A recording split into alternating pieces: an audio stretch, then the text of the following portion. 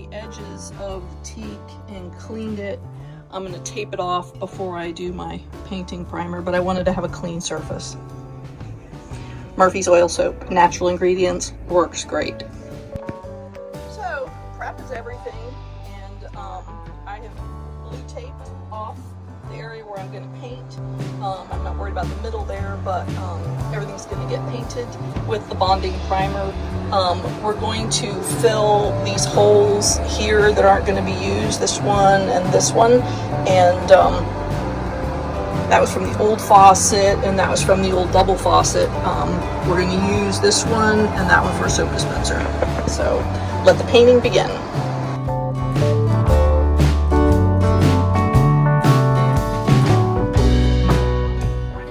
So it's going to get painted over top. So we're just going to try and get a coat of it all over here as smooth as we can. And the finished product is going to have sand and painting on it, so it's going to be fairly forgiving.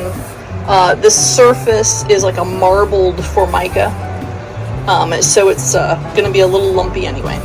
So here we go. I'm going to paint, and I'll show you the next step. So I'm using this DAP caulking to fill the holes that I'm going to fill, and then I'll smooth them out. The caulking will shrink when it dries, and then I'll put some spackling compound on top and have that be part of the surface. And there's the other one filled. So this is my favorite part. I'm just going to smooth it out, smooth the edges, and leave a little bit of a area that we can put the other spackling on, because that I can sand flatter for my finished paint. Although the paint's going to have sand in it, so it's going to be okay to be uneven. Cool beans. Under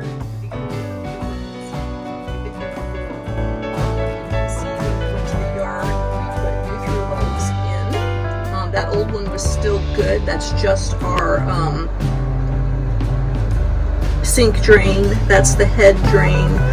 And then this is our PEX water in that I shut off to do the faucet change.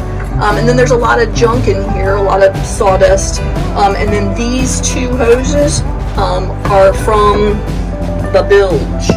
I'm going to reach in there as far as I can and cut them off because they're not attached to anything. They were disconnected from whatever before we even got the boat. So we're going to keep working on this project, and before I'm done, I'm going to paint in here too, because this is kind of gross. Nothing ever surprises me here, but I went to pull these holes as much as I could up to cut them off, and they're already cut off just laying in there. Maybe they thought they would reconnect them. I don't know. There's a couple hose clamps on them, but they're gone. Well, there it is. I'm going to wait for it to dry, do the spackling, and then be done with it. I hosed or vacuumed and pulled those old hoses out from underneath there, and then vacuumed around. We still have a lot of work to do, but prep is everything, and cleaning up as you go is everything. Jay went ahead and painted the sand colored top on the formica on top of my bonding primer, and did a really nice job of getting a smooth, even coat. You just barely see those holes we filled.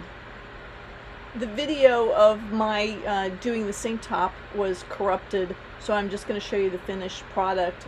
I used a 2-part clear epoxy that they use for bar tops, and after I painted my cute little turtles on there and them going to the water, I poured 2-part epoxy over it and leveled it out. When that was all dry, I reinstalled the sink. The new faucet was our biggest expense, and the soap dispenser, so people didn't have bottles sitting all over the countertop. The blue in the back is a phosphorescent paint, so when you're in there and you shut the light off at night, it glows when you walk out. A really nice touch, I think. And the little turtles are very cute. The turtle epoxy job went so well that I looked at the electric head's toilet cover, and it looked like someone had sliced fish fillets on it or something. It was all chopped up. and when I sanded it to try and smooth it, it just looked ugly. So I decided I would paint a pretty picture on top of the toilet seat, and this is how my mermaid turned out. It was quite nice and functional until we decided, after guests, that the electric head really didn't work well with a small holding tank that we have. Since we have lots of guests, we opted to switch that toilet out. So this was going to be about the finished product of my painting and contribution, but we had several guests who don't understand how to use an electric head, and they filled our holding tank over capacity. So to eliminate that issue in the future, we went ahead and switched to a Jabsco twist and flush head so that less water would be used and the volume could be controlled more easily. So in installing that, Isaac went ahead and used our laminate floor panels and put them underneath the head as a floor base to cover some of the holes from all the old toilets that have been in and out of there. And this still looks quite nice. I have some other areas in there that I can do some painting and make it a little bit more decorative, but this is basically the finished product, and we're quite proud of it. It did raise the price of our remodel from $92 to $250, but the twist and flush is a nice toilet, and I think we'll be happy with it for a long time.